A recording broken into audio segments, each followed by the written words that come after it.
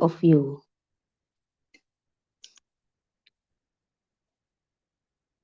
Once again, I welcome to everyone. Thank you and all the best.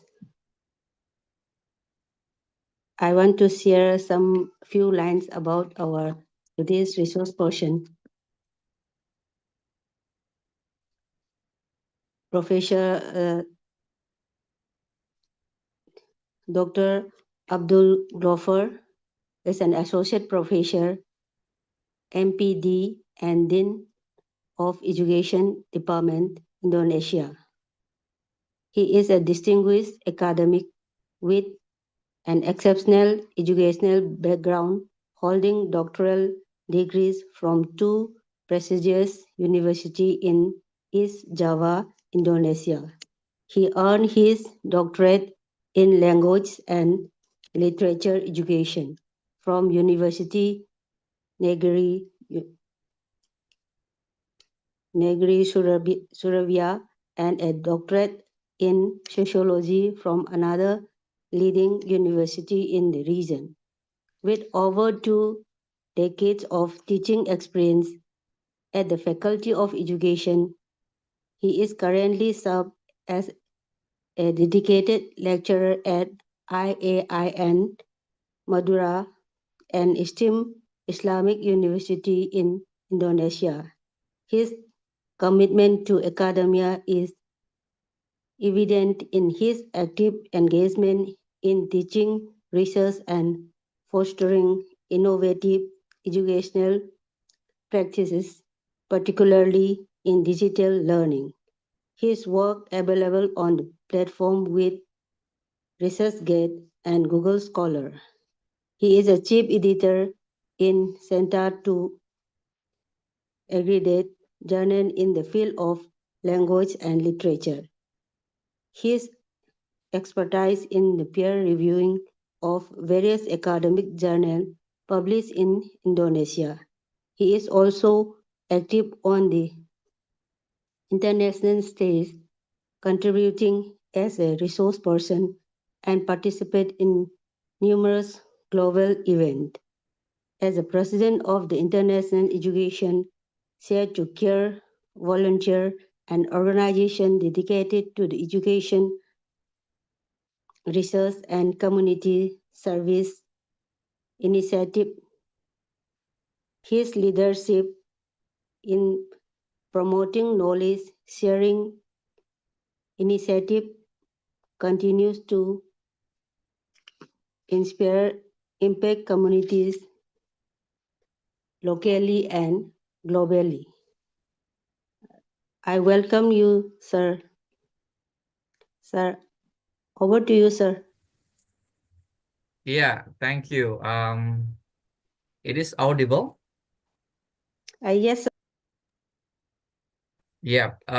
First of all, I would like to thanks all the participants. Yeah. Good morning, esteemed college distinguished guests and dear participants. Um, it is both a great honors and a privilege to stand before you today as a keynote speakers. At this prestigious international conference, first and foremost, I would like to express my sincere gratitude to the organizing committee for the trust and they have placed in me to deliver this keynote address. I would especially like to thank our my brothers, Professor Bennett Rajadure, for his visionary leadership and tireless effort in bringing together such a distinct group of scholars and researchers. Prof. Rajadure, your unwavering commitment to advancing knowledge and fostering global dialogue in research is truly inspiring. You have built a remarkable platform for us all to exchange ideas, and I'm deeply grateful for your invitations. Yeah. Um, Today I would like to um I have the privilege of discussing an essential and dynamic aspect of academic inquiry, qualitative research and overview. Um, from data to narrative, understanding the power of qualitative research. Well, ladies and gentlemen, this presentation will take you through the fundamental principle of qualitative research, highlighting its depth, interpretative nature, and invaluable insight it provides in a field such as education, social science, healthcare, interpretative natures, and also the valuable insight it provides in a field such as education, social science, healthcare, and beyond. We will explore the key qualitative method, including interviews, focus group, and ethnographic approach. And examines how this method offer a rich understanding of our human experience. I also touch on the importance of maintaining rigors of trustworthiness in qualitative research, with a particular focus on strategic like triangulations, and then member checking and reflexivity, and also the main is not just to familiarize you with the methodologies, but also to encourage a deeper appreciation of the nuance and context-sensitive nature of qualitative inquiry. I look forward to engaging with all you during this conference and sharing ideas on how we can continue to advance qualitative research in our respective field. Thank you again to Prof. Bennett Rajadure and the entire organizing committee for making this event possible. As already explained by the moderators, okay, I'm a lecturer, also researchers, reviewers, author, editor-in-chief in some journals, and also president of ES2CV, ES2CV volunteers, and also deputy dean of Faculty of Islamic Institute Madura, Indonesia. Well, ladies and gentlemen, the topic discussion that we are going to discuss with you in this kind of conference will, for the first one, we talk about a qualitative research itself and the major qualitative method, and the next one we focusing on the next item,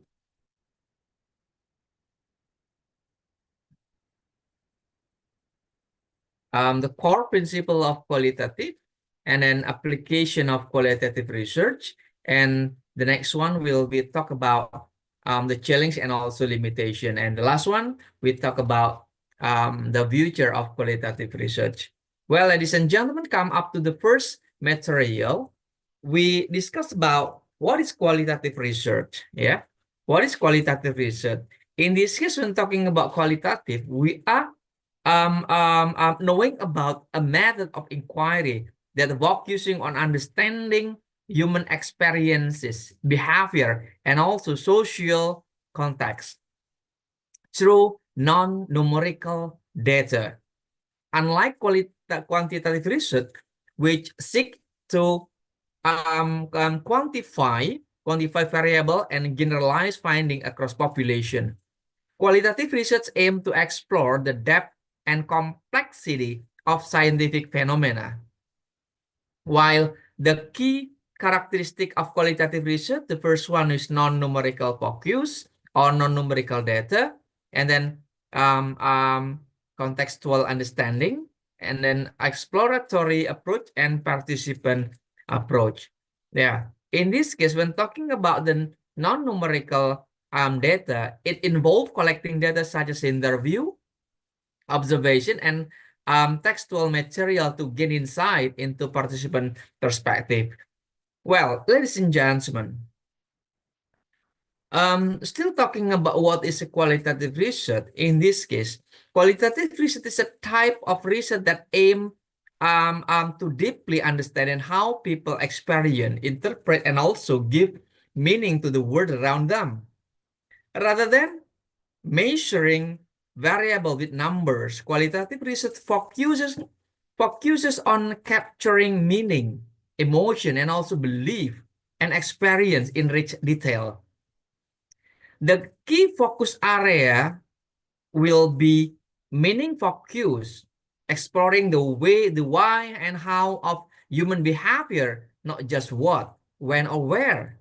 In this case, qualitative research seeks to explore the meaning individual or group assigned to event, action, or condition. The researchers are less concerned with how much and more interested in what something means to people within their own context. It asks questions like, what does this experience represent for you? Or how do you understand the situations? It will focus on two models. The first one, open-ended. Instead of using strict survey, for example, with fixed answer, qualitative researchers use open-ended question in interviews, discussion, or observation. This allows participants to answer freely, leading to unexpected insight. The goal is to allow new ideas, emotion, and understanding to emerge naturally rather than fitting into pre-decided categories. The next one on depth-oriented. The qualitative research doesn't aim for breadth across large sample. It seeks depth in exploring fewer cases very intensively. The researchers may spend a long period, observing behaviors, analyzing personal narrative, or diving into complex social interaction. I mean, the purpose is to uncover layers of meaning that cannot be captured by surface level questionings. The common method in-depth interviews, participant observation, focus group discussion, also narrative or case study analysis and content analysis of text, media, and artifact. The qualitative research here, meaning focus, open-ended, and depth-oriented, is the values people live, experiences, encourage free expression, and dig deeply into the regions of human life, making it ideal for exploring complex or sensitive topic that members alone can explain. Next, on the core principle of the qualitative research. Yeah. The qualitative research built on a set core principle that guide how researchers understand. Yeah. How researchers understand how human experiences and social realities. The three key principles are interpretations, inductive reasoning, and also reflexivity. The first one on interpretation, going to finding meaning in human experience.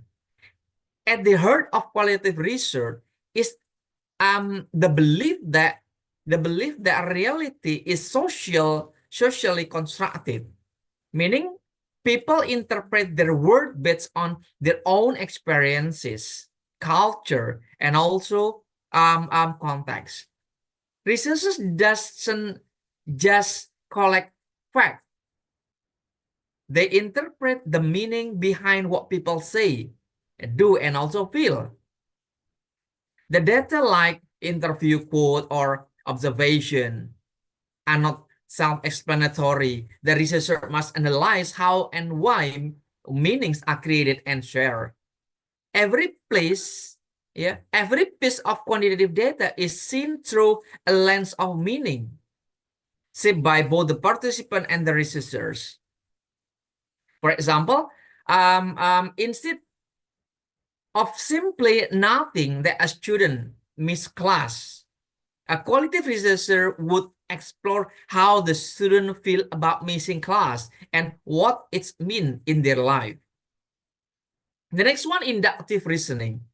Rather than starting with a hypothesis to test, as in quantitative research, the qualitative researcher used inductive reasoning, meaning pattern, themes, and theories emerge from the data itself. The researcher gathers rich detailed information first, and only after deep immersion in the data do they build interpretation or theories. And also, the process is flexible and evolve as new insights surface. For example, after interviewing many teachers, for example, a researcher may notice a theme around emotional burnout, even if that wasn't their original focus, and will then build theory around it. The third one is reflexivity. It means that researchers continuously reflect on their own role, biases, and influences throughout the research processes. The researchers recognize that they are not neutral observers. Their background, assumption, and emotion affect how they collect and interpret the present data itself. The good qualitative research openly discuss these influences to build trustworthiness and transparency. For example, a researcher studying immigrant experience may reflect on their own background as a non-immigrant and think about how it could shape the question they ask or how they interpret stories. The core principle of qualitative research will be interpretation, as I already explained, inductive reasoning, and also reflexivity. Yeah, this principle make qualitative research rich, flexible, and deeply human-centered. Well, on the key characteristic of the qualitative research, in this case, qualitative research has a unique characteristic that make it especially powerful for understanding how and why people experience the world the way they do. The three important characteristics are open-ended inquiry, contextual depth, and also participant-centeredness. The first one, open-ended inquiry. In a qualitative research, this investigation is flexible and open to unexpected findings. In this case, the researchers do not set rigid, predetermined answer. Instead, they use open-ended question and encourage participants to share their thought, feeling, and also experiences in their own word. This approach allows the exploration of new ideas and emerging insight that may or not have been considered before. For example, instead of asking, "Did you like the program? Yes or no?" A qualitative researcher may ask, "Can you describe your experiences with the program?" So it will be different each others, yeah? Okay. On the contextual depth, emphasize on the description and one's understanding.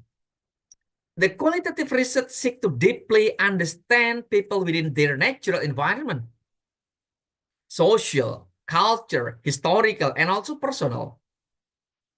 The researchers pay close attention to the context in which people live, work, and make decisions because context shape meaning.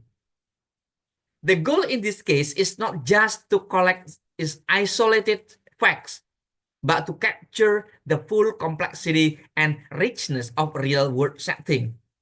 For example, when studying school experiences, a qualitative researcher look at not just what students say, but also at the classroom environments, school culture, and broader social influences.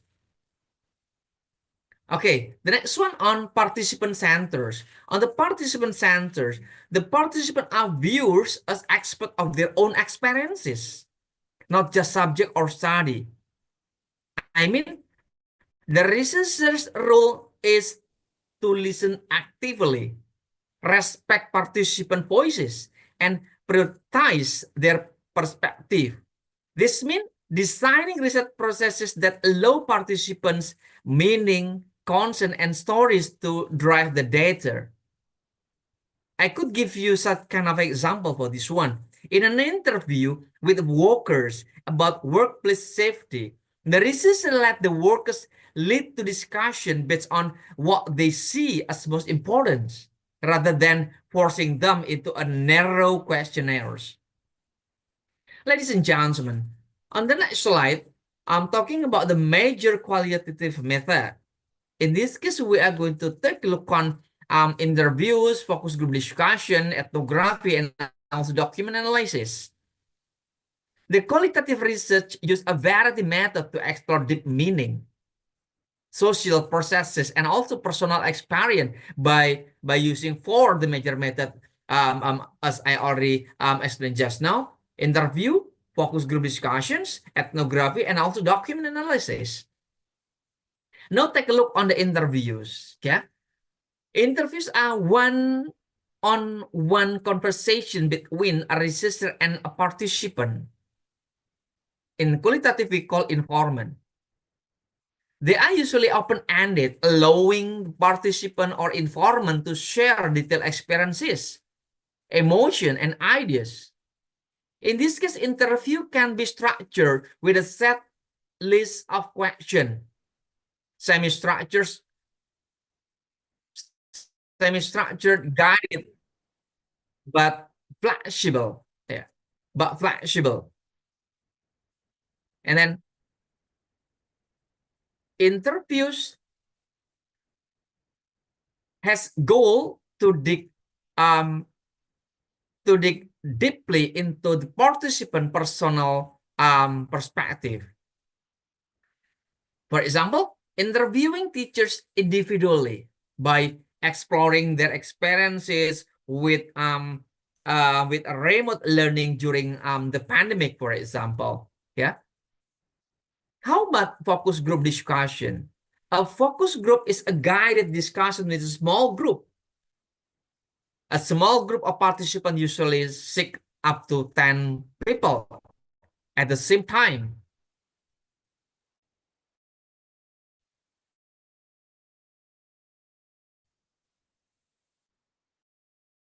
It encourages interaction between us. And those groups are useful for uncovering shared norm, disagreement, or group dynamic. And also, the researchers act as a facilitators, asking open questions and managing the conversations. For example, bringing together parents to discuss their perception of a new school curriculum or other item or other ideas. Yeah. While ethnography involves immersing oneself in the daily life of a group or community to understand it from the inside out. I mean, the researchers often observe activities, participants who participate in event, and also record detailed field note. Ethnography here has a very long-term engagement and cultural understanding rather than brief snapshot. That it is focused on learning about behavior, ritual, communication, relationship in natural setting.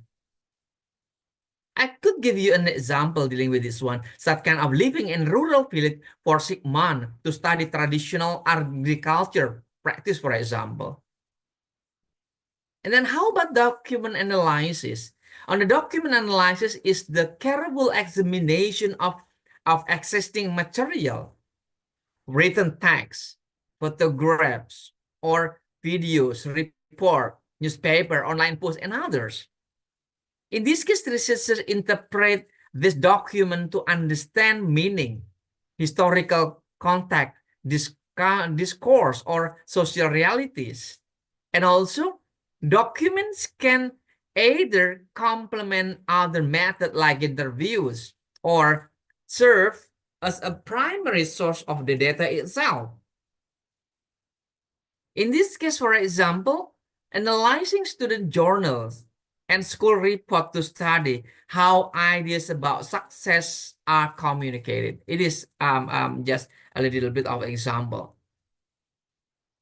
What about in-depth interview? We have format options, typical durations, and also research dominance. In-depth interviews are a primary method in qualitative research that is used to gather rich, detailed, and personal data. They allow researchers to deeply explore a participant's thought, feeling, and life experiences. Let's break down it into focusing on the key aspect you asked for. For the first one, the format option. In-depth interview can be conducted in several flexible formats depending on the research goal. Structure. The researchers ask a fixed set of prepared questions in specific order. Useful when researchers want comparability across participants. How about the semi-structures? In this case, there is a guiding framework or of key questions, but the interviewers can probe and follow interesting topic that emerge naturally. This is the most common format for in-depth interviews. While unstructured interview will be very conversational, very conversational with no strict question list. In this case, allow the participant to direct much the discussion based on their priorities and experience. Now, on the typical durations, in a qualitative research, in-depth interview are highly dominant because they allow access to subjective realities, what people believe, how they interpret their experience, and also why they act in certain ways. In this case, they are essential when studying personal, sensitive, or complex topic where surface level data would not be enough. They offer flexibility, depth, and also adaptability that making them one of the most trusted methods for generating rich qualitative insight. Well, ladies and gentlemen, on the focus group or focus group discussion, it will be a qualitative method where a small group of participants discuss specific topic. They're guided by a facilitator. It is used to explore opinion, attitude, experiences, and even emotional reactions. But in social setting where people can build off each other ideas, let the focus on the key aspect that you asked for. The first one, group size. Typically involve 6 to 10 participants, yeah. And the few below 5 that can limit diversity of opinion. Too many will be more than 10 that can make it hard for everyone to contribute equally. The ideal size ensure a balance, enough diversity for rich discussion, but small enough for everyone's voice to be heard. How about the duration? The session typically run 60 up to 120 minutes. That longer session is participant fatigue and diminishing return. Yeah. Shortened session may not reach deep discussion, of course. Yeah. A longer session over 2 hours risks losing participant focus and also the energy itself. In this case, the moderators manage the flow and timing to cover all questions, but still allow natural conversation. And the next one, group dynamic. It will be interaction is the heart of a focus group. People respond not just to the moderator, but also the each others. A good dynamic can spark new ideas, reveal consensus, and also highlight conflict itself.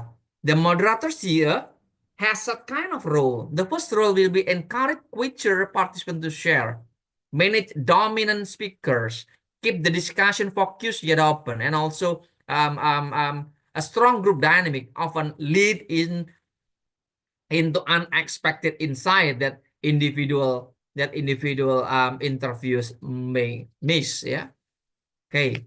And on the corporate usage, in this case, on a focus group are widely used in corporate settings such as market research.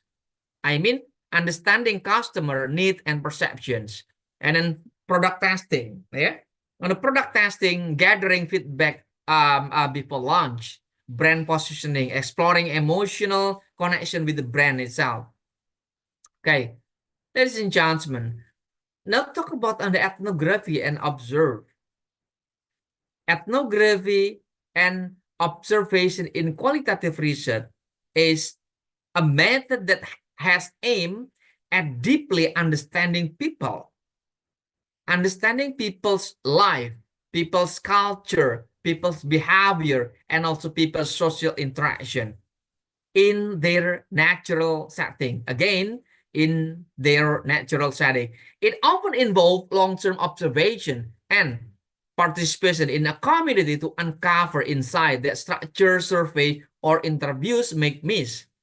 At the heart of ethnography is observation, which can range from passive watching to active participation in daily life interaction or daily life activities.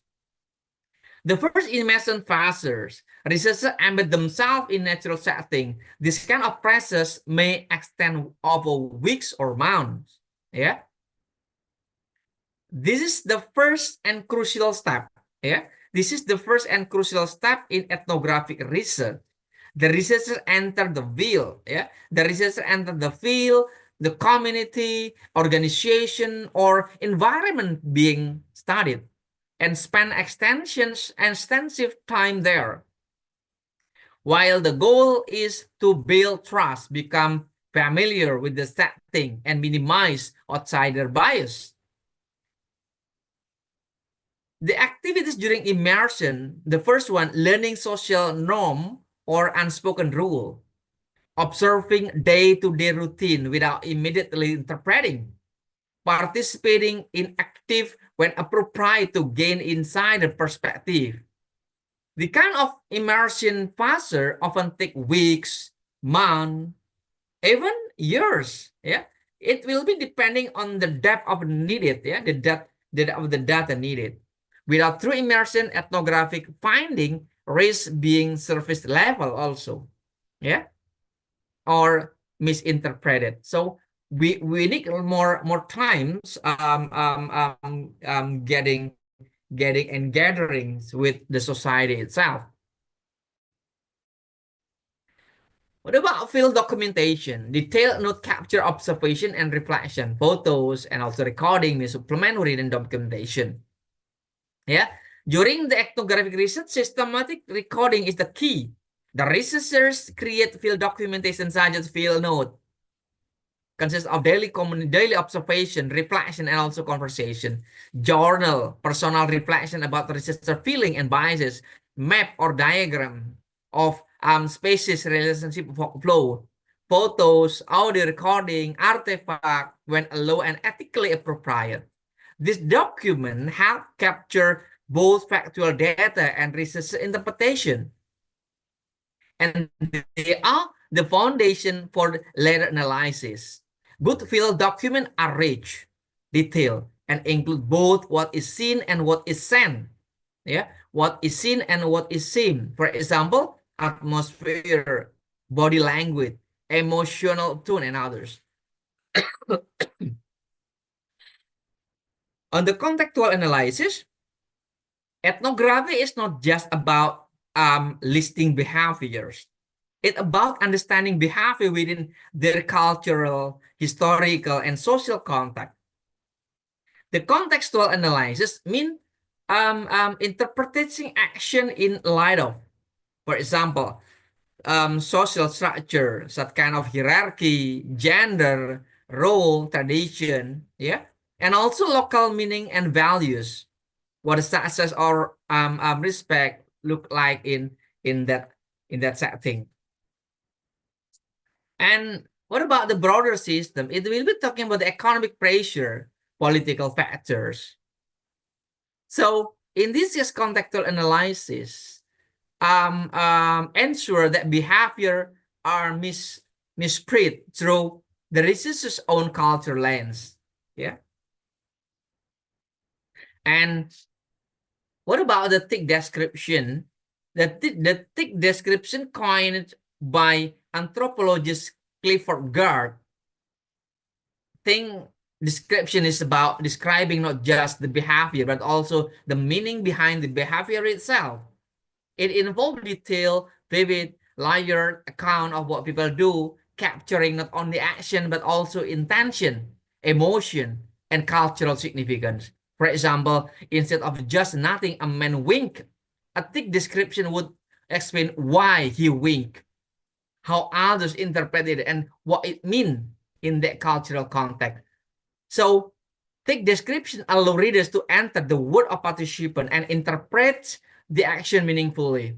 Without thick description, ethnographic work risks being dry, mechanical, and cultural shallow. Okay, ladies and gentlemen, what about the data collected in practice? Take a look on the ethical framework, sampling strategy, and also digital tool set.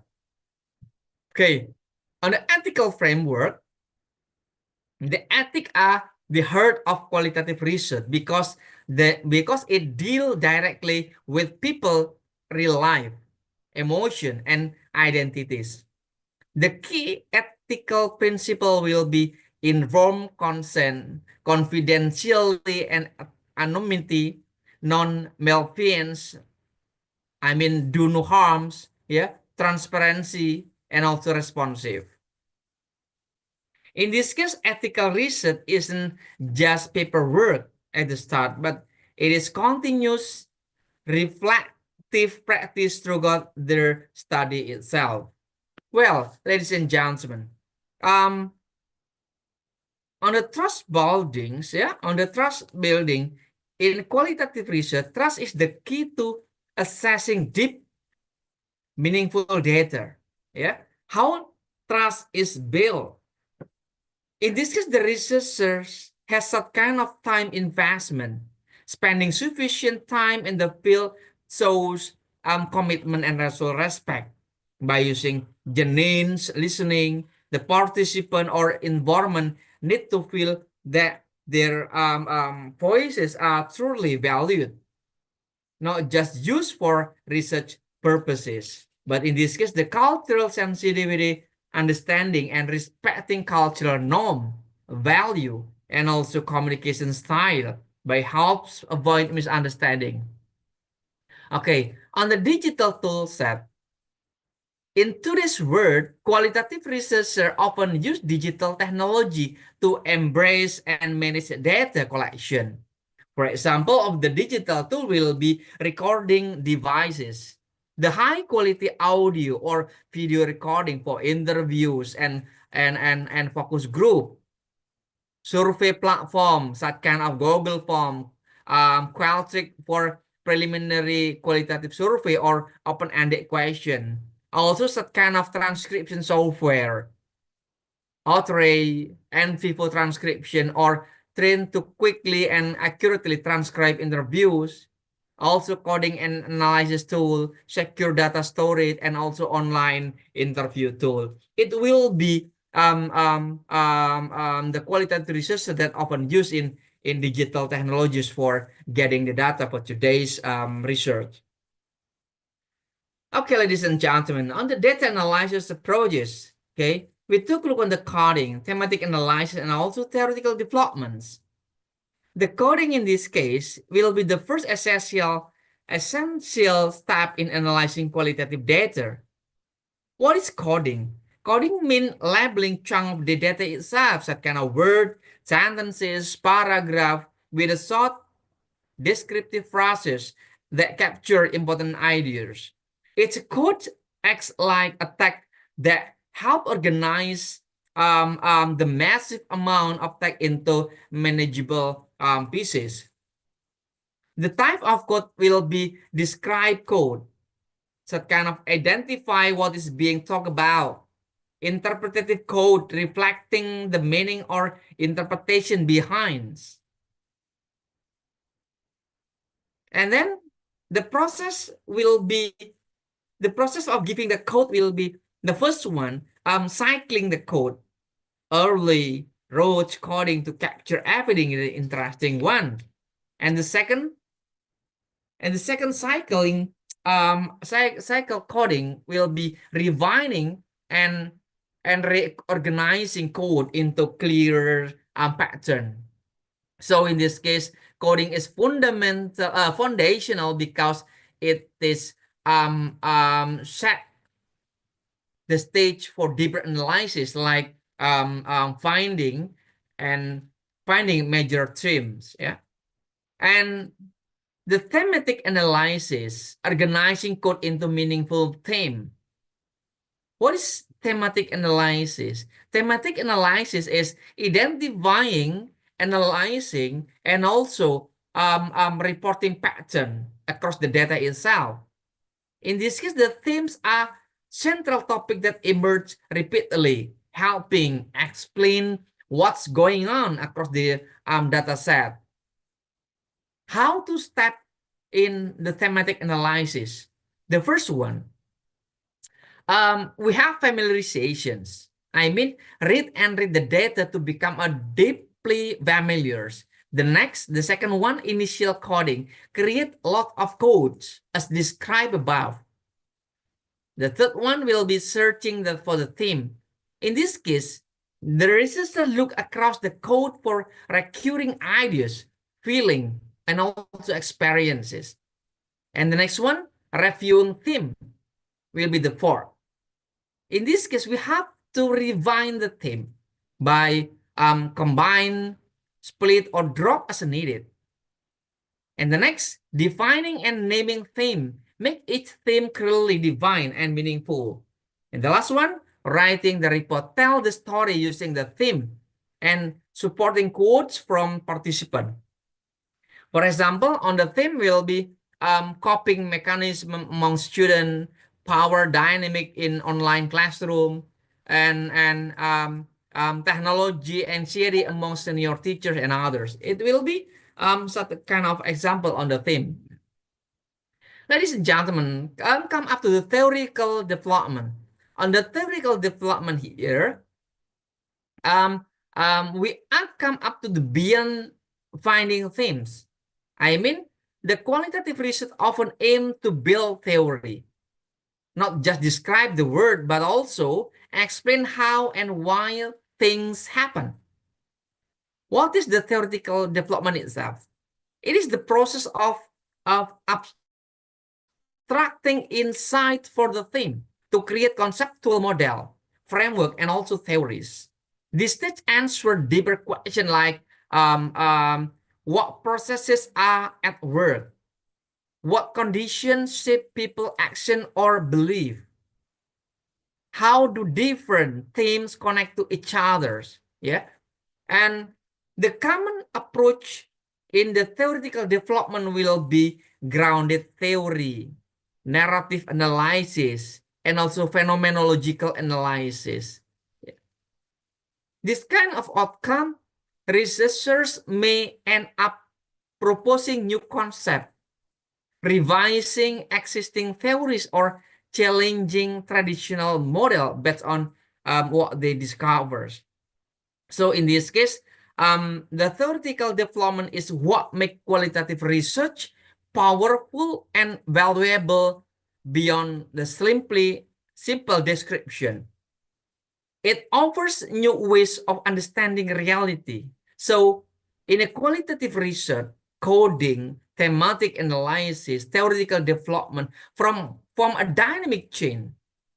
Yeah, it will form a dynamic chain. Carefully attention to small detail, I mean coding, discovery of big ideas will be the theme, creation of new understanding will be the theory itself. Ladies and gentlemen, come up to ensuring rigors and trustworthiness. Ensuring rigor and trustworthiness in qualitative research is essential to ensure that the findings are credible, reliable, and reflective of the participant experiences and perspective. Unlike the quantitative research, which often relies on statistical measure, the qualitative research uses subjective data such as interviews, observation, and also text, that making it more susceptible to bias or researcher influence.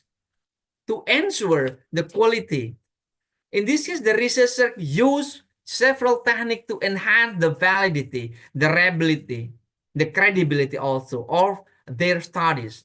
Let's focus on triangulations, member checking, and reflexivity, and also audit trail. On the first one, the triangulation,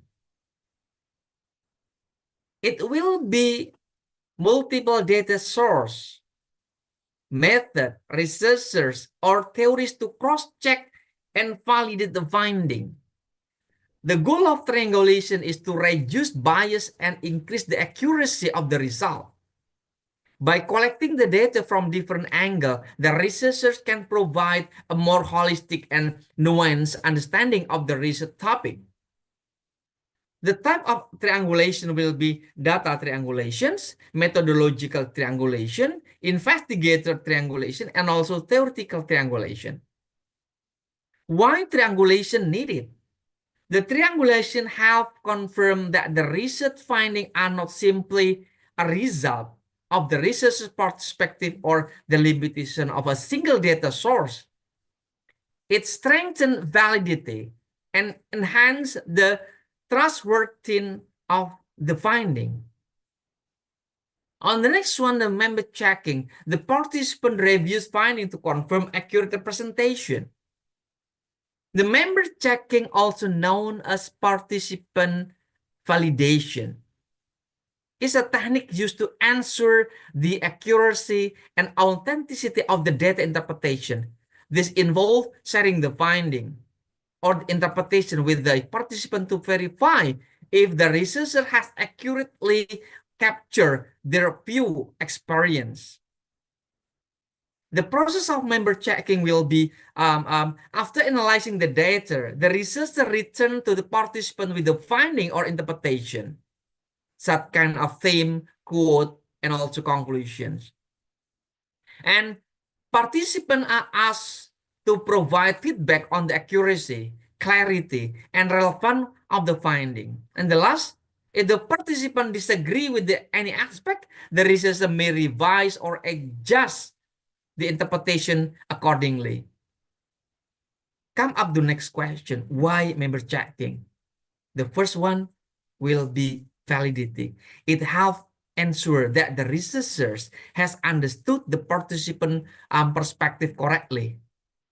The next, refinement. It allows the researcher to refine interpretation and resolve misunderstanding or gap in the data itself.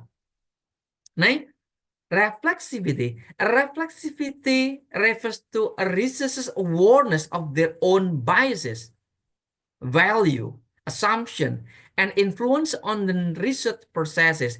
In a qualitative research, the researcher is often an active instrument in data collection and analysis. So it's crucial to reflect on how their personal background, belief, and approach could shape the research. Why it is important? The reflexivity helps acknowledge that complete objectivity is impossible in qualitative research, as a researcher inevitably influences the study itself. It encourages the researchers. It encourages the researcher to acknowledge and critically reflect on how their personal position, cultural background, and experiences may affect their interaction with participant, interpretation of the data, and also the conclusion itself. By practicing reflexivity, the researcher is more transparent for their role, improving the credibility of the study itself. And next, audit trail. An audit trail is a systematic and transparent record of all the steps and the decision that made through the research process itself. This includes detailed documentation of the data collection method, analyze procedures, decision on coding, and also interpret of the theme itself. And next one,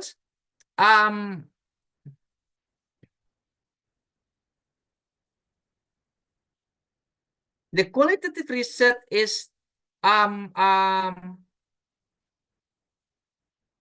has that kind of challenge, yeah, has that kind of challenge and also the limitation. We took a look on the time intensity, sample limitation, and also the research bias. In this case,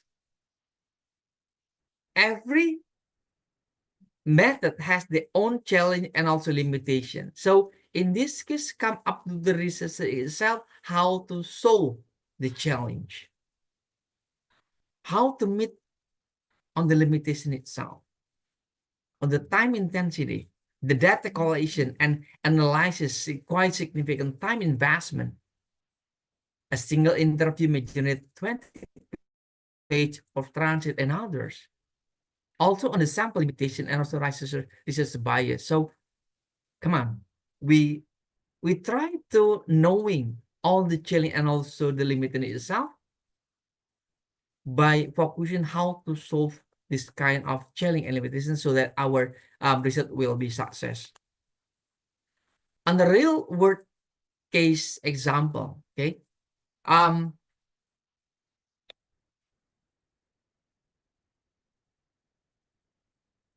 take a look on the example here on the Starbucks. The method going to use to getting the data will be focus group.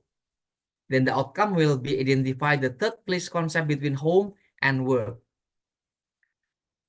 And then the other subject will be WHO by using ethnography.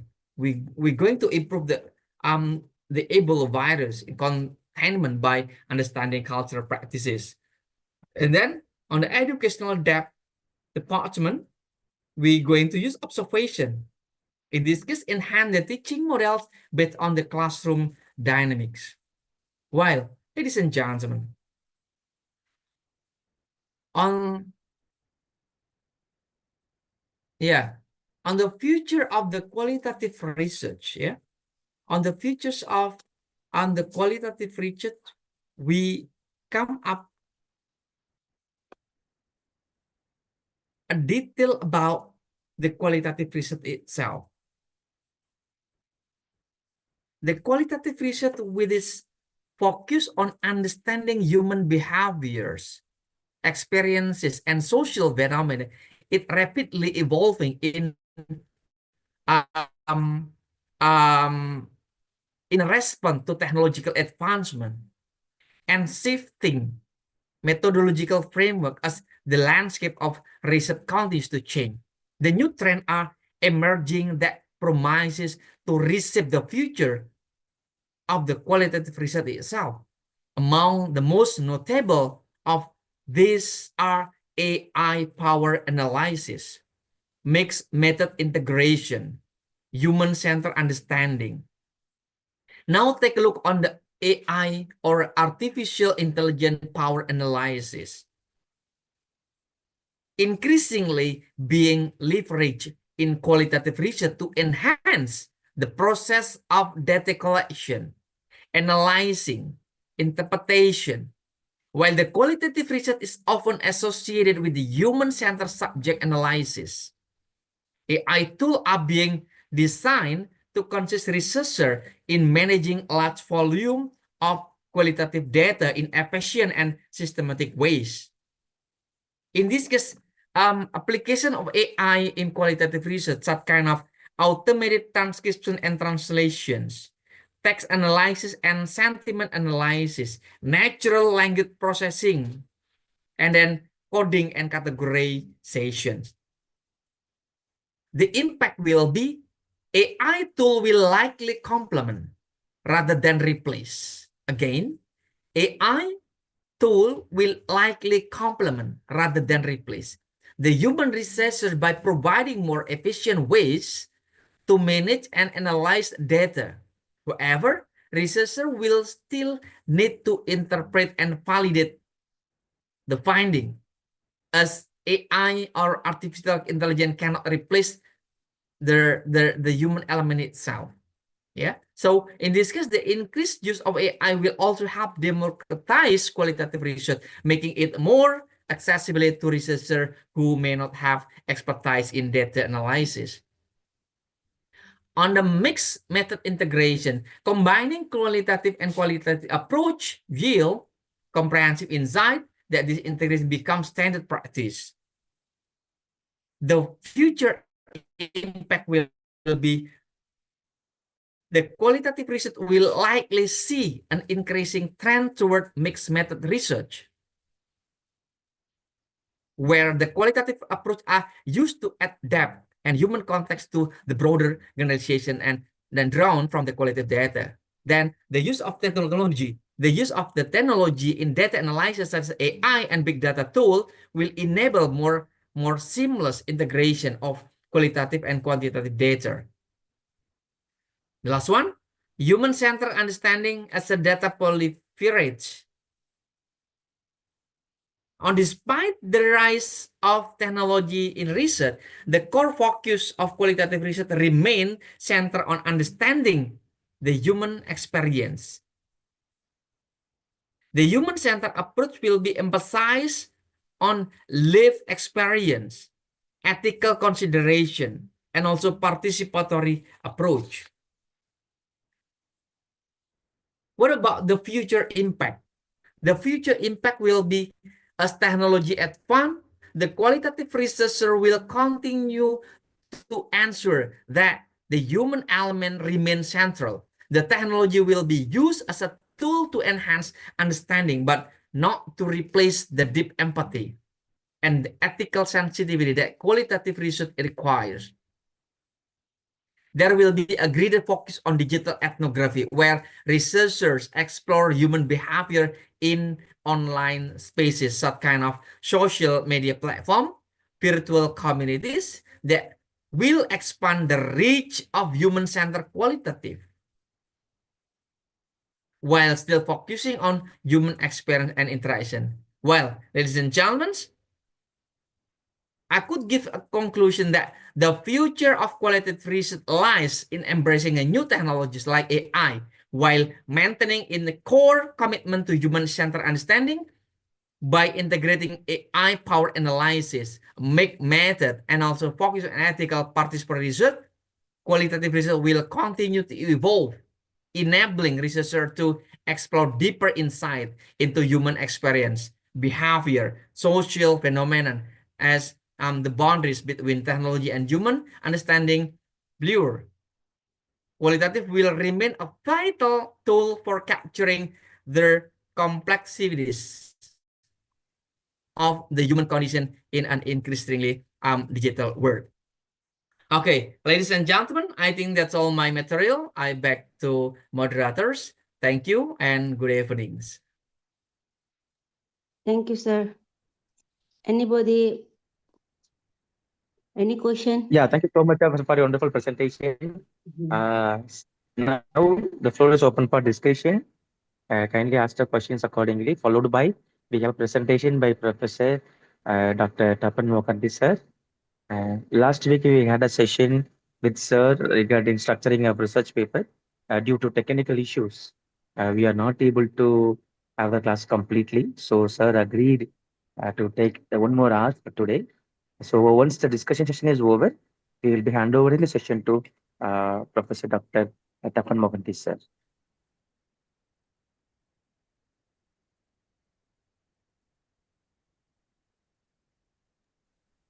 What would be the sample size for the focus group interviews?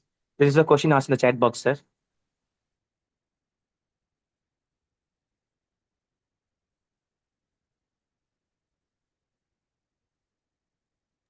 Go for sir. One question from the chat box. What should be the sample size for focus group interviews? Yeah, thank you for the questions.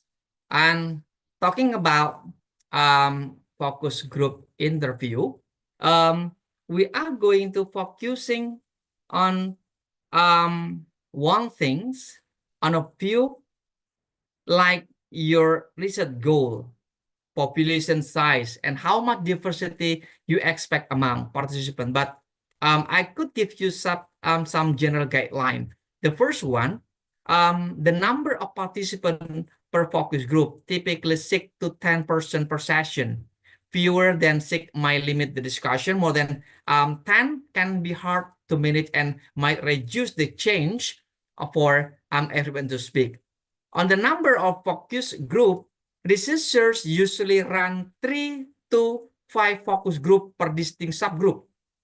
For example, if you are studying teachers and students separately, you might want 3 up to 5 group for each.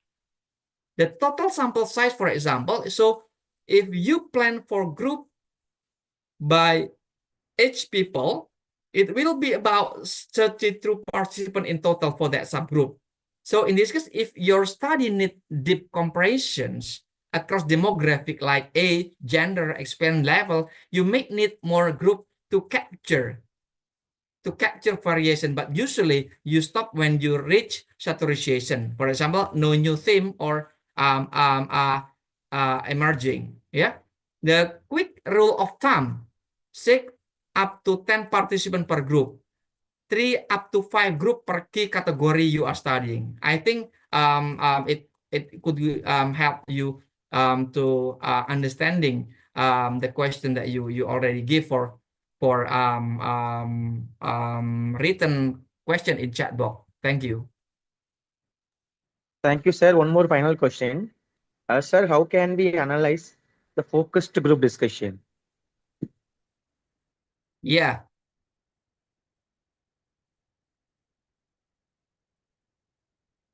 How to analyze once more?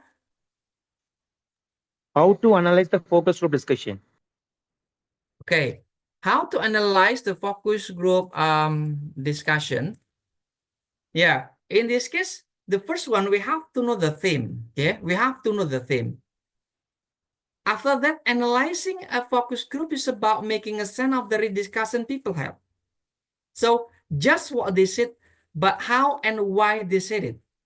Okay. I give you an example. The first one, preparing the data. Okay. Preparing the data, transcribe the recording word for word if possible. Clean the transcript first, remove false small talk, mark non-verbal, clues, and others. Okay. And then familiarize yourself with the data itself. Read and reread the transcript. Take a note about initial impression, interesting ideas, emotion, repeated theme. And then after that, coding. Yeah. Give the code the data, break the text into small meaningful units, such kind of sentence, phrases. Yeah. Give a label, those pieces of with short phrased code that describe what being said. For example, the code, frustration with technology, teamwork is essential, lack of support, and others. So we could give some kind of code with this kind of example. And then on the group code into theme, look for pattern among the code. The cluster similar code together into theme or categorize. For example, code about frustration and confusion may be grouped under chilling with technology and others. So in this case, the researcher has their own item for the code itself, and then interpret the themes. Ask yourself, what do this theme is about? Okay. After all the item already done, and then we are going to use for analyze. So in this case, you can use thematic analysis as already explained by Brown and Clark on Brown and Clark 6-step method and others.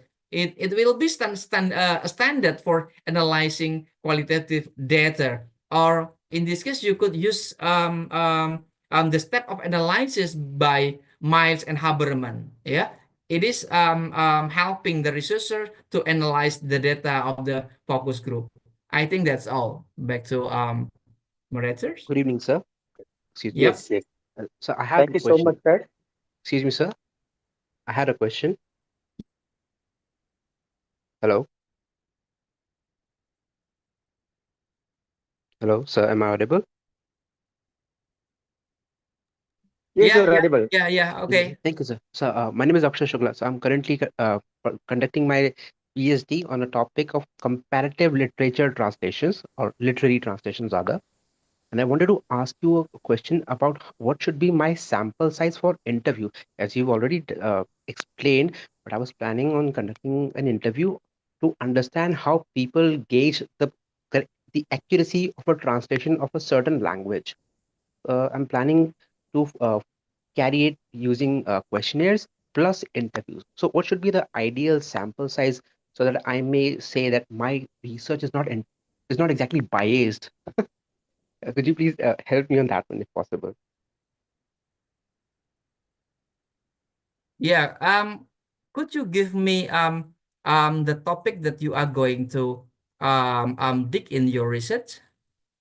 So my topic is the comparative study of Occidental and Oriental translations, focusing on Sanskrit text, Focusing on? Sanskrit text, Sanskrit literature.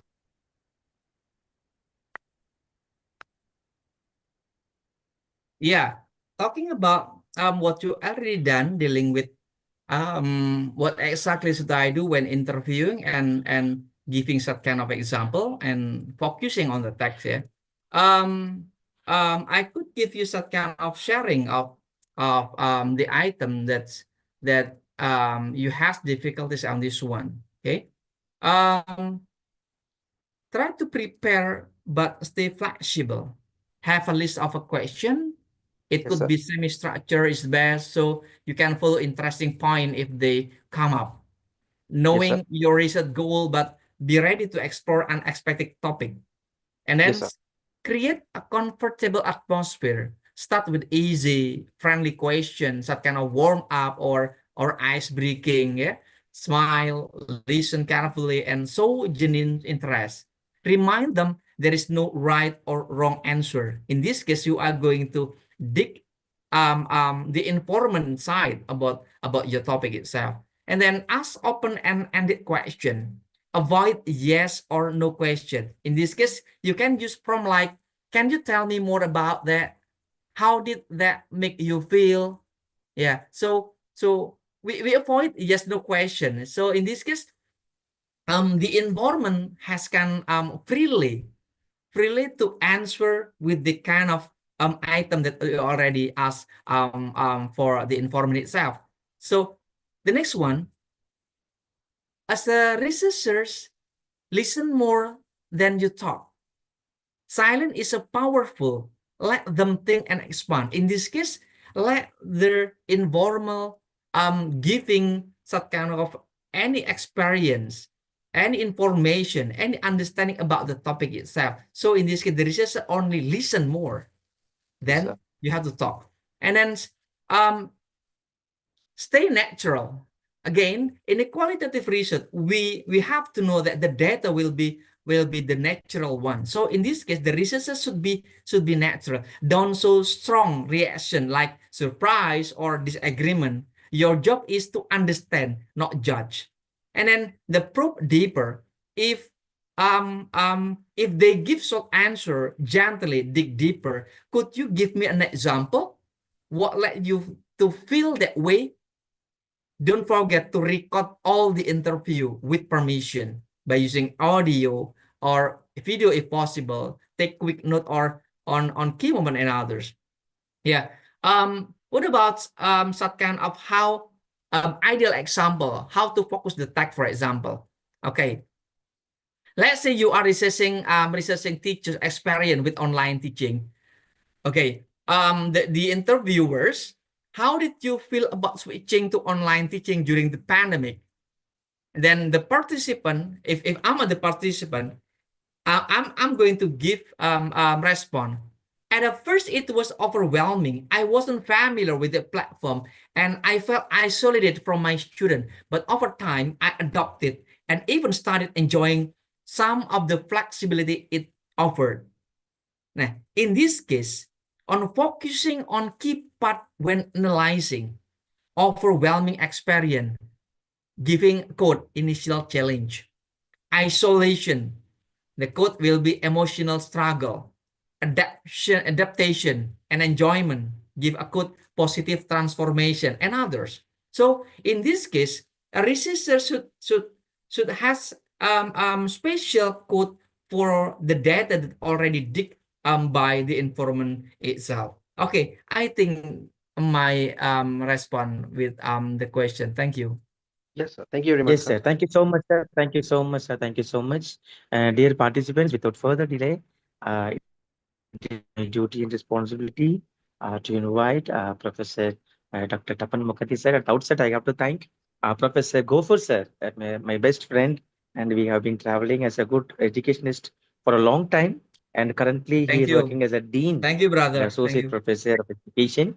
And yes, really, it's a great prestige and a privilege to be with you, sir. And thank you so much for accepting my invitation and giving the lecture on the particular topic. Thank you so much, sir. Dear participants, now it Thank is my you. Most duty welcome. to Thank you. invite, yes, our resource person. Yes, sir. Let's invite our resource person of this day, Professor Dr. Tapan Mokanti, sir, to do the needful. Over to you, sir.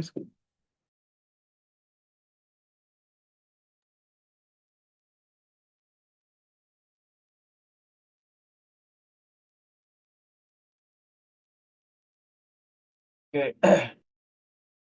Good evening. Am I audible now? Am I? Yes, sir.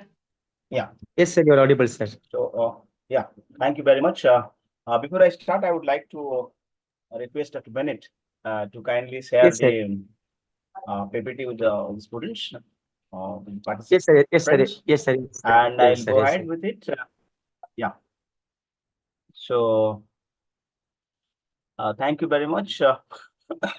I had already given my lecture, but there was some issues because of network, and hence it was not completed, and a lot of people have requested that whether I could take another lecture to share with my inputs and views with you. And consequently, I am here, right? So this is a topic which we had largely discussed to deal with on structuring of a research paper. And as you will find from the slides, this was about the requirement as academicians are publishing. So because these days there is a theory which says publish and perish, not if you don't publish, so as an academician you will perish. But the question is, how do we publish as beginners, as novices? So what are the basic ideas, thoughts, and the pattern which we should follow? I am sure that I'm using the word pattern, and often call it the science paradigm or scientific thought. So that is a structure, both structure and pattern. And in fact, our scientific words used largely in biology, largely in physics, but as you see in social sciences, we have been using this. So then a lot of people ask that how do you prepare a paper? And we have an idea, we have a theme, we have a perspective, but we're unable to put them into action because we are not aware of the writing basics of writing, the mechanism of writing, at least in a publishable way. So this session, as I dealt with earlier, was primarily dealing with what should be there in a paper, how do you organize it, how do you give it decent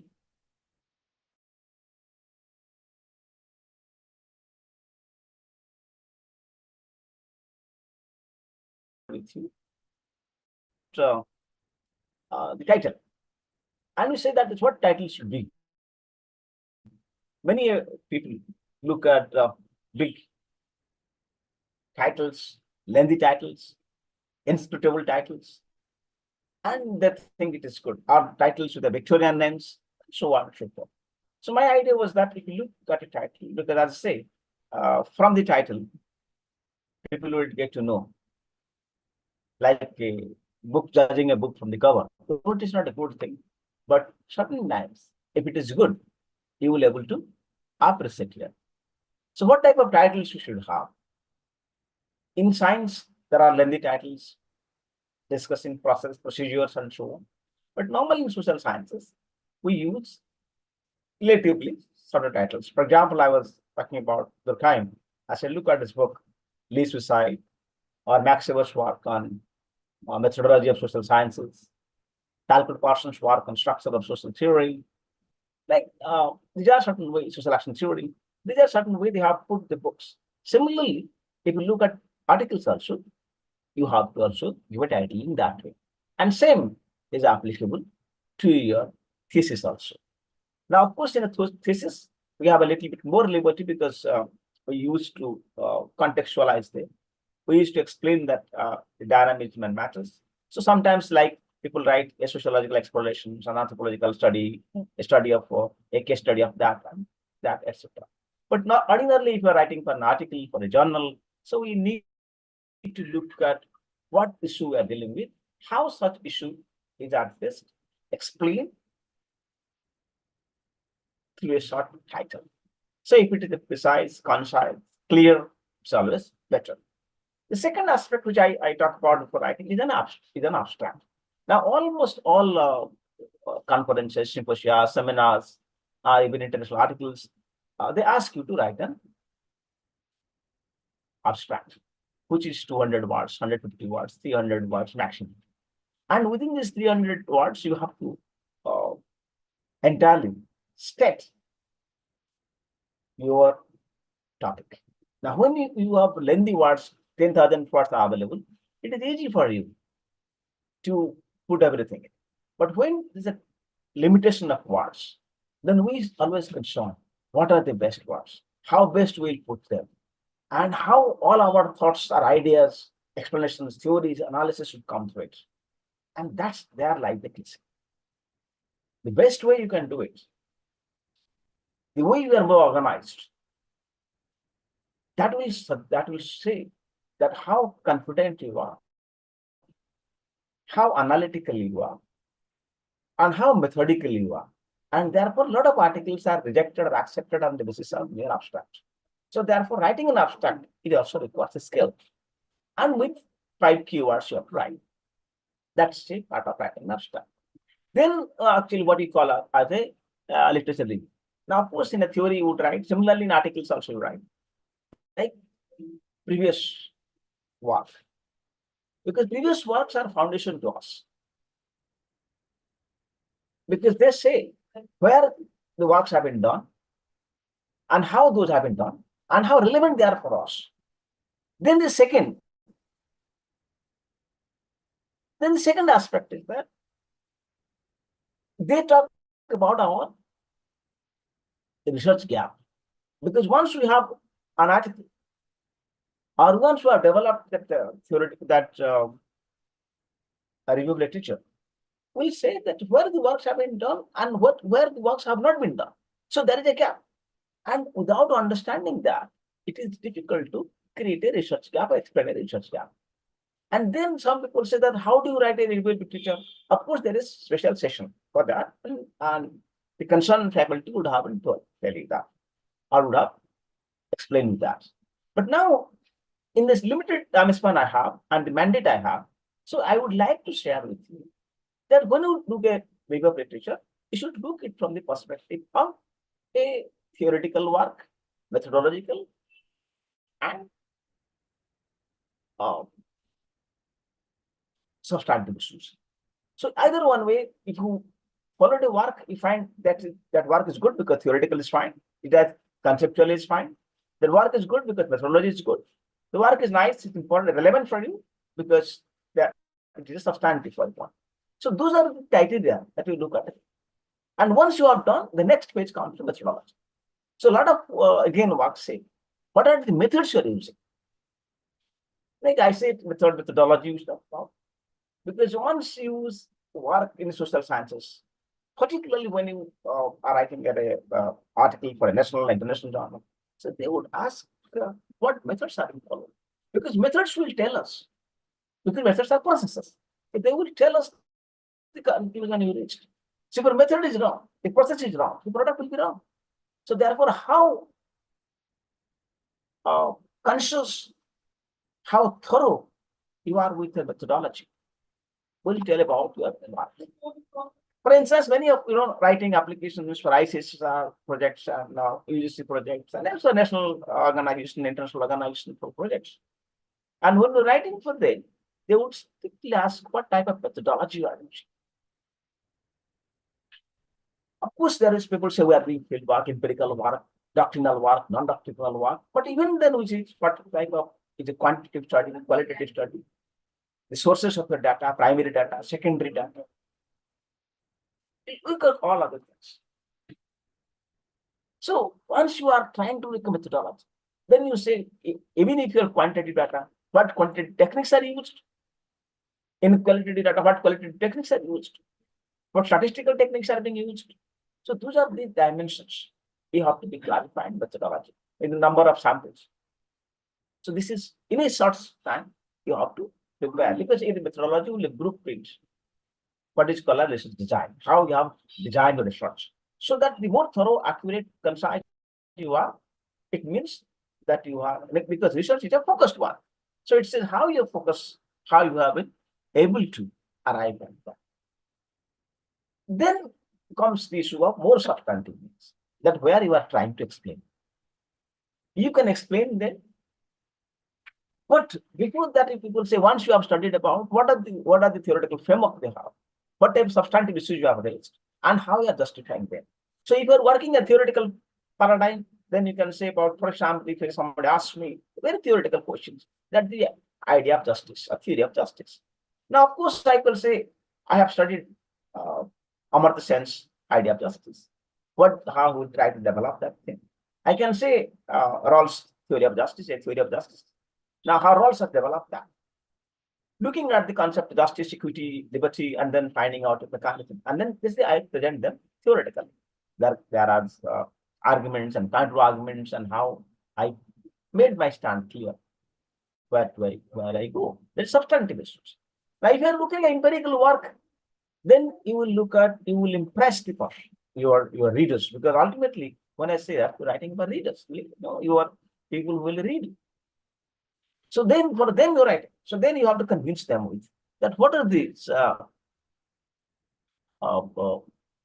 works, the techniques you have used. And then you are trying to analyze them. There are tables. So how you are analyzing the tables? How analyzing the data? If it is primary data, it's fine. Example, you've taken the census from government organizations, from non-governmental organizations, from international organizations. You have taken table. For example, how how the gold prices has gone across the world. So you are using the data from World Gold Council. Now that data is given, but you are analyzing them, but year by year, decade by decade, month by month. So it is about data there, but analyzing them is again your responsibility. And then this analysis should help you to substantiate it, to arrive at a conclusion. What is called arrive at it? These are your references.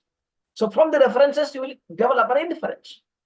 And your ideas are based, your data set is there. So analysis of data is.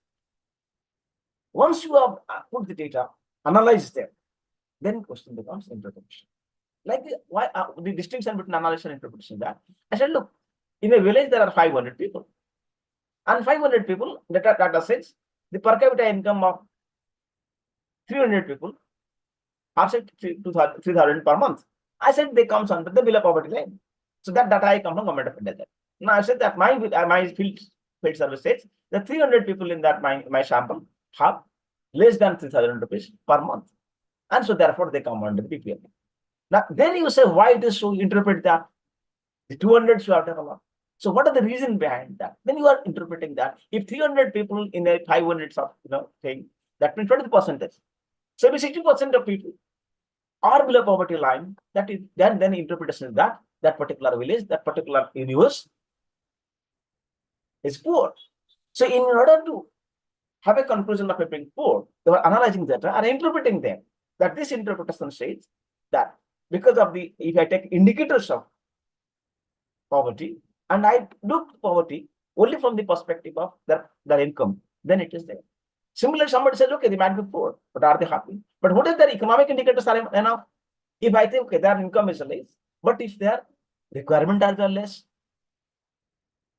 if they are largely, as Gandhi would say, self-sufficient, then money doesn't matter for them. Their income may be less, but if they're producing food, they're producing about millets, jowar, they're producing rice, they're producing lentils, they're producing dal, resins. So it means, okay, they are producing things. So they don't have to buy expensive things from outside. So their income is less, but their expenditure is also less. Therefore, what is a minimum poverty line in one area? It may not be poverty in that particular place. So those are again interpretations. And once you have explained those interpretations, then then you can come down to your suggestions or you can say your policy recommendations. Then you can come down, okay, because I have found this is my understanding, this is my explanations of the things. But however, if I want to improve their standard, if I want there to be government intervention, I should find their poverty is there. Then I do other development indicators, whether they are roads, whether they are hospitals, whether there's a market nearby, whether transportation is good, roads are there, but whether transport services are available or not, communication facilities are there. So I look at other indicators as well. Somebody says, okay, how do you look at development? Poverty is one dimension. Development is another dimension. And I said, okay, eradication of poverty is itself development, but other aspects are also there. So these are the, when you look at these aspects, when you look at these dimensions, it eventually talks about, or eventually say, that how you are representing that. And once you are your policy recommendation, people may accept or not accept, but you can have a recommendation. Right? You can have your recommendation for that. Then the question comes, once you have done. So next are other technical things. So what are the other technical things? First technical things it comes about that once you have done your work, then there are questions becomes footnotes or endnotes. So you will write their footnotes, endnotes. Then you're talking about how it depends upon what type of you follow. Sometimes are in-text citations. So we call about citations. So how do you cite things? Your references, whether you are citing them or now for further readings within the text, inside in text, whether writing the footnote, whether writing them as the endnote. That again depends upon the mechanisms you have. For example, the journals are there. You follow your watch. So many journals have situations like this. What type of notes, footnotes or endnotes they require? Most of people in law, they require a footnote. But some journals earlier they look at endnote. Now in social sciences, they largely look at in-text citations. So that's one aspect. Simple citation. Once you have followed that, then people say about graph, chart, diagrams, or appendixes. So there are many ways to look at appendices. Though in journal, you don't have to much appendices for that. Even your thesis, you need to do that. In reports, you need to do that. But if you're doing that in a research journal, research article, you don't have too many things, except some journals say that your graph, charts, diagrams, no, they may be put towards the end, serialized, or they're numbered particularly, and they can put towards the end after your conclusion is over. Or even in the, before the references, you can put those things. That is what we call about, it's instruction. Then another comes the references and bibliography of things. So sometimes what happens, the bibliography is very, very, our references are very, very important to see that. Many journals have a structure and a specificity. They always say that you have to very specific about the styles of writing, about the type of citations, about the references. If you do not follow that, even if the article is good, structure is bad, it's simply rejected. Because normally what they say is structure and the content. Now your content may be good, but how to know that content is good depends upon how you have structured it. Unless until you are very high person, say that your words are like Bible, that's fine. But otherwise, for ordinary people, every journal would ask that you need to find out, you need to put a structure with the pattern one as far as your citation bibliography references are concerned. And then there are differences within that also. Some said we are following Oxford, some said we are Blue Book citations, some said we are looking at American Psychological Association. It depends. Some said that it is actually Stanford's 116. So every journal would have a different citation pattern. Now you have to of course, there are a lot of softwares available there, but you need to look at which journal asks what type of citation. So the names fast, surnames fast, or it is abbreviations are there. Now publications means your place of is fast, or the name of the publisher is fast. So like this, year is whether year should be end or should be beginning after the name. So there are different models, and all these models I can change from time to time. And so, but ostensibly, what is important that if there must be a standard of uniformity. You cannot have two citation models and acceptable in there in one journal, in one article. So therefore, you have to be very, very careful that you have maintained the uniformity. Even if you have maintained uniformity, there are some errors, then some editor will ask, okay, you check it. But you have to maintain that standard of uniformity. It's a gold standard to that. So look at the journals. Then nowadays, of course, we look at a lot of people are using from internet sources. Earlier, they were not, but internet sources. So how do you put that citations? Some journals are very specific about that. You cannot write www.google.com. You cannot write www.yahoo.com. You have to, in that sense, you have to write exact citation. If I am taking document from UNDP, so I have to write www.undp.org/India, if it's Indian office, /documents, and then about report on the development, then / name of document, then / it is PDF, the PDFs, and then the HTML document, and then you can write on the day it has been accessed. Time, date and time of access. So once you do that, it talks about how clearly all the systematically you are suggesting that. So the better the systematic, the more you are concerned and you are doing it, it means that you are finally with that bibliography. Okay, so that is why I wanted to share with you on the structuring of these things. Now, ending the beginning with a title and ending with a bibliography or references. Is that. So that is ordinarily there is nothing much to say about it, because I would say how prepared you are, how connected you are to say that these are grounded you are in a research, but all your research you are to be expressed, because when you say that you have to publish that one is because why publish? Of course, there are one action that we need a promotional or improvement and so, but more important is that as an academician, a knowledge has to orient itself. Knowledge is a social construction, and knowledge has to be spread. And therefore, whatever we have achieved, whatever our experiences you have, whatever our understanding has been, then they all need to public, need to be our domain users. And therefore, I say the language is also very important. So what type of language it is? It cannot be very flowery, it cannot be very bombastic, it cannot be too jargonistic, it cannot be too jingoistic. So as a research, we have to maintain a degree of neutrality. Right. So all these things again are the important part of structuring an article, structuring an research paper. So these are the concepts that keep in mind. So when you structure it, these are the formats given, and within those formats are called pigeonholes. So things have to put together, and once you put together, then you come back to the dimensions of first in a structure requires the language of it, and the language and the style. So your language and style, and then some people write the researcher, this I have done this again. I always say my students that never write an I, because for any ordinary individual, the I is just an ego.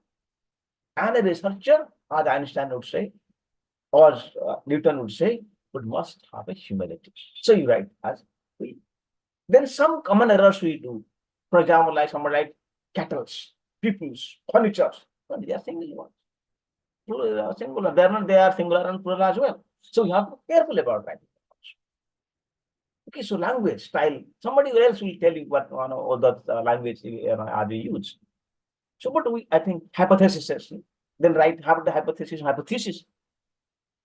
They will singularity and plural. So one has to look at those aspects. Many times I find the students to be common mistake. Somebody said I would write objectives in research. There's no need. Unless sometimes they're specified. You don't have to have a hypothesis or objective. Hypothesis you can mention methodology part and explanation, but not necessarily you have a hypothesis. Not necessarily explain your objectives in that of the research. They are not required. Research questions, if you have few, one or two, you have to put it that research questions in that. In the methodology part, you can say these are research questions. I want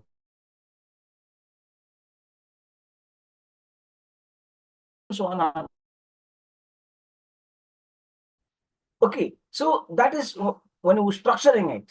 Of course, what I'm trying, also some part of the content as well, not to be a structure plus, also content as well. But no, but I am not saying general content because the article you are writing, depending on your content. If you're writing about child abuse, if you're writing about women, violence against women, if you're writing about environment, these are all concepts they have to do.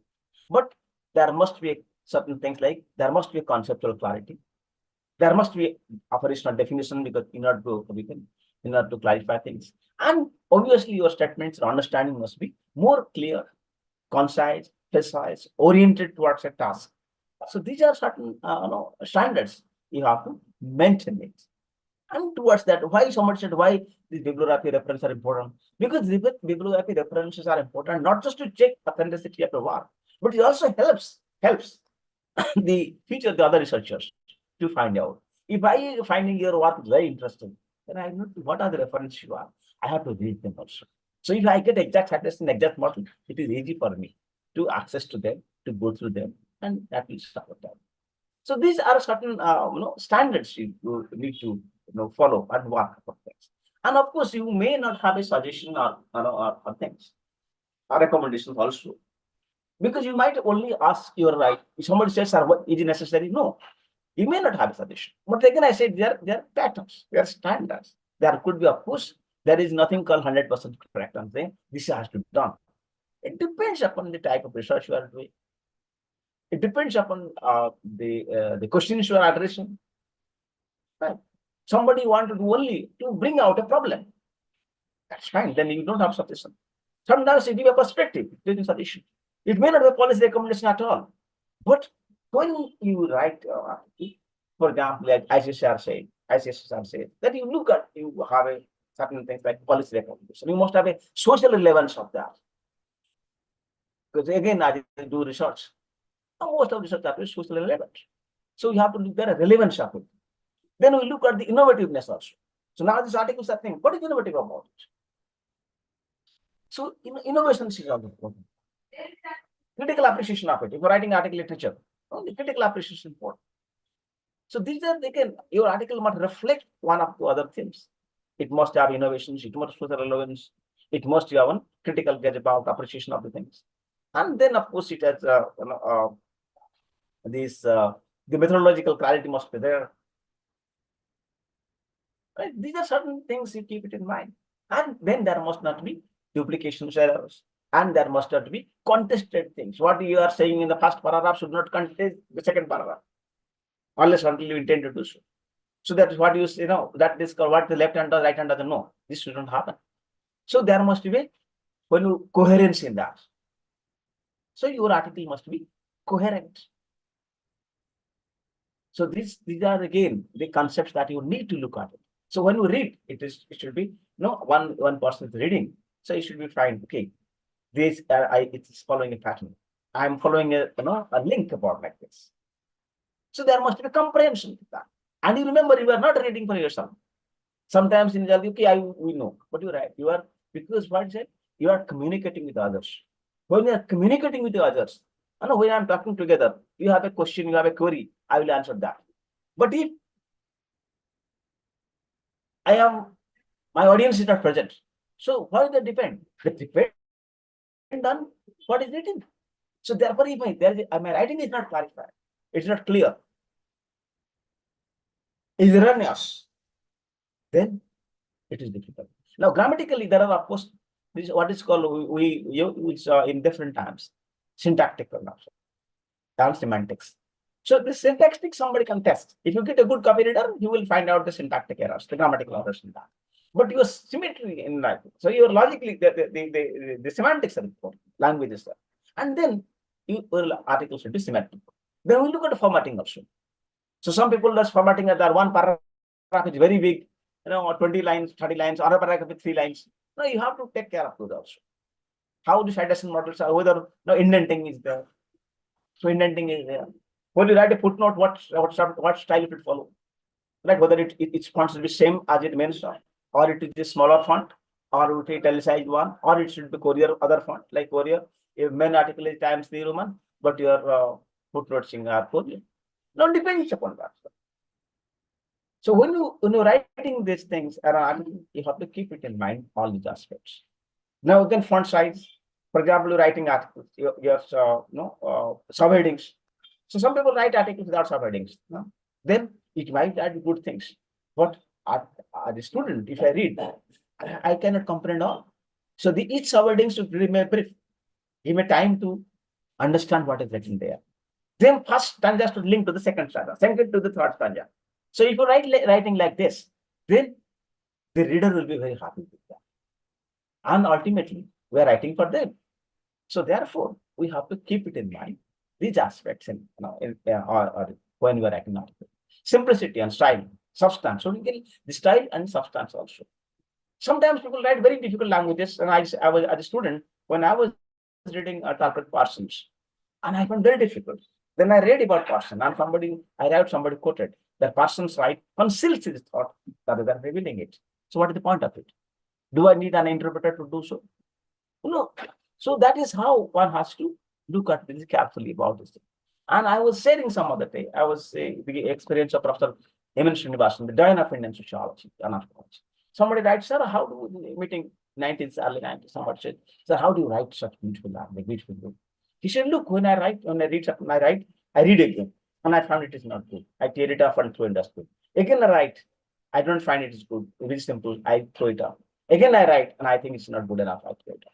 And then finally, when I'm convinced that this is simplest possible I can do, then I approve it.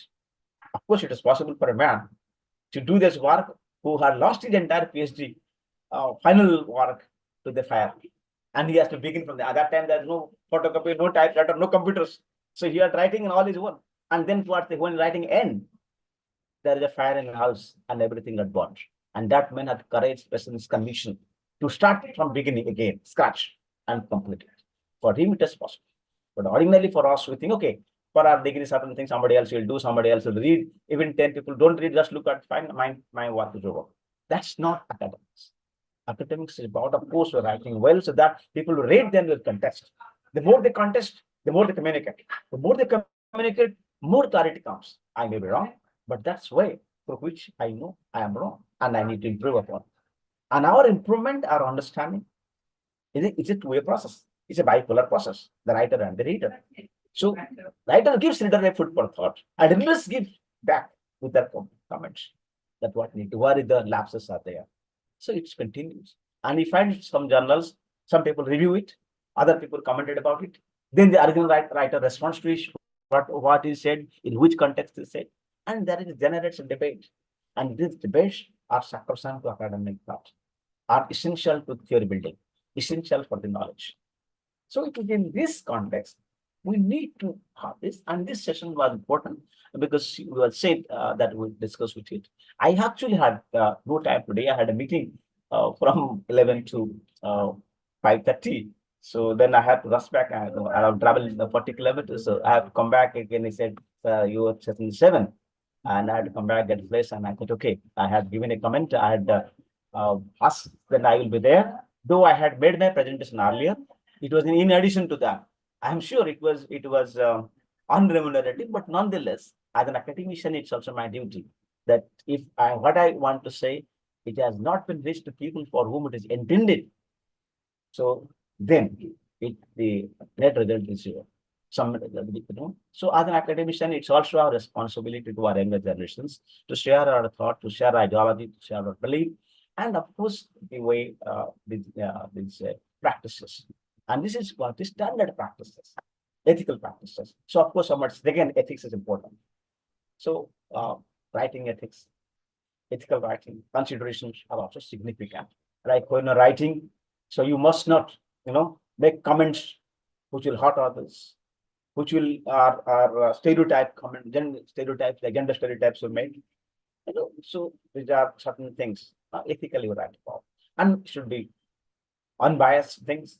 There should be critical, doesn't matter, but a language should not hurt.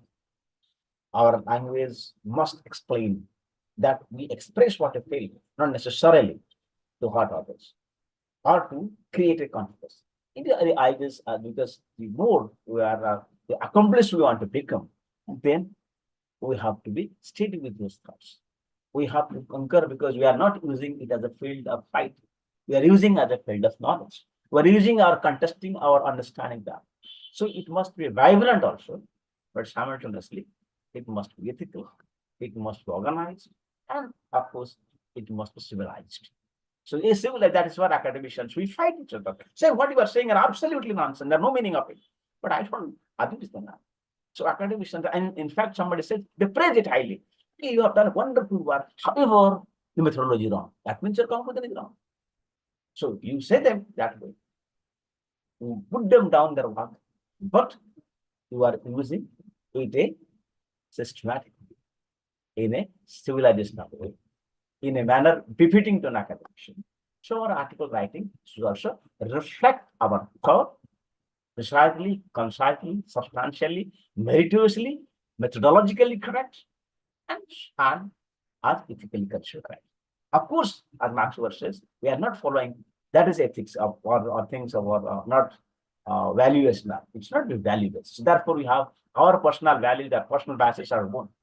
But as an academician, we must look at the merits, and that's what that merits on. I'll be express yourself. Your data will say yourself. Your theory will say for yourself, speak for yourself. Your analysis will speak for yourself. And so therefore, these are certain times. I don't want to take more time, because I just wanted to finish within half an hour, but I have extended that. But few minutes I have left, so that if there is some questions, I will take up only few, right? So I leave it here only, that I will take up the questions. Thank you.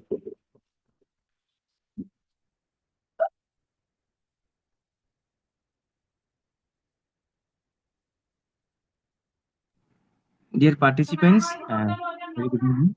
Now the floor is open for discussion. Those who want to ask your doubts, we can ask.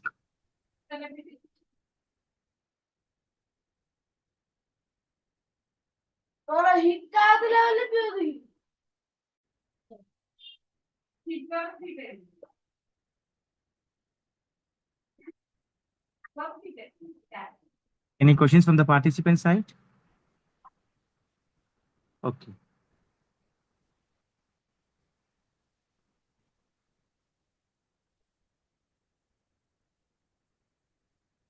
Yes, if you want to ask question, you can give in the chat box also.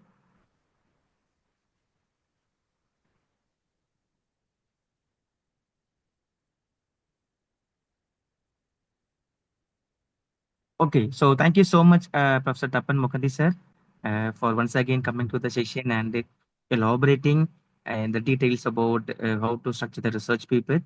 Since already we have taken the classes because of technical issues as per our request, without any hesitations, you said yes that you'll be available to take the class as well as a revision on this Sunday.